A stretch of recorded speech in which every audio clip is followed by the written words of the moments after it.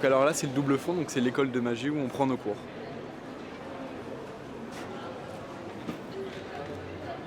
Alors regarde, l'effet c'est très simple. Le billet est sur le premier brin, tu vois qui est ce premier, tu tiens fermement. Hein. Premier brin, il est vraiment sur le premier brin. Mais si je fais juste comme ça, on peut le faire voyager sur le deuxième brin. Et c'est pas une illusion d'optique, il est vraiment sur le deuxième brin.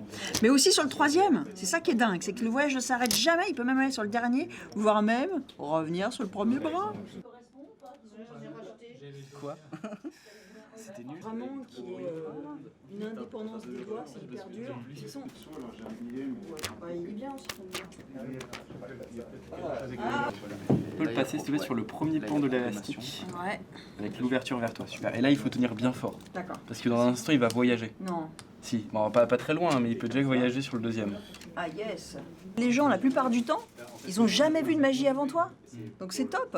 Mais en même temps, c'est top. Mais ça veut dire qu'il faut que tu travailles plus. Parce que si tu fais pas bien ton truc, tu vas les dégoûter de la magie. Et après, ils ne vont plus en voir.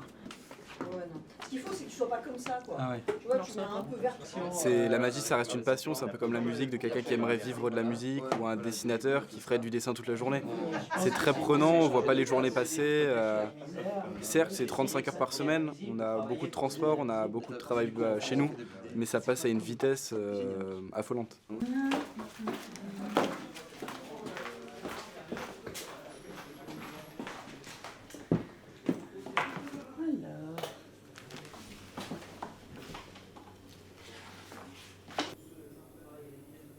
Pas beau ça.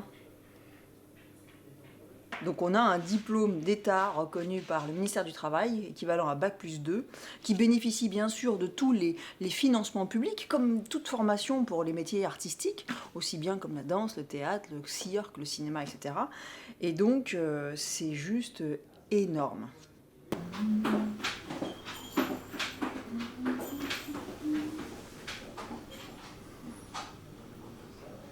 Il n'y a pas que les ascenseurs qui sont des ascenseurs, les as aussi. Si tu les mets comme ça sur la table, t'es d'accord? Je mets le jeu sur l'as de pique, le premier.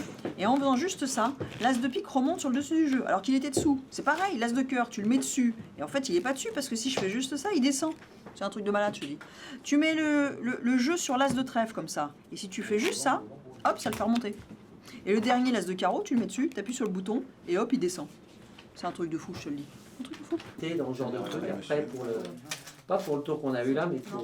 La psychologie rentre en compte, cerner son public, bien sûr s'exprimer, improviser aussi. Donc ça rentre, il y a plein de choses qui rentrent en ligne de compte. Et bien sûr, il faut s'entraîner. Ça représente 2500 à 3000 heures de travail personnel, en plus de la formation elle-même.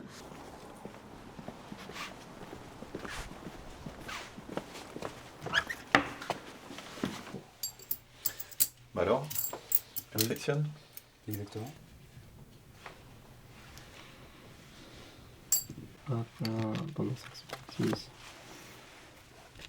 À la base, Thomas devait faire des cours particuliers de magie et enchaîner avec une formation de croupier.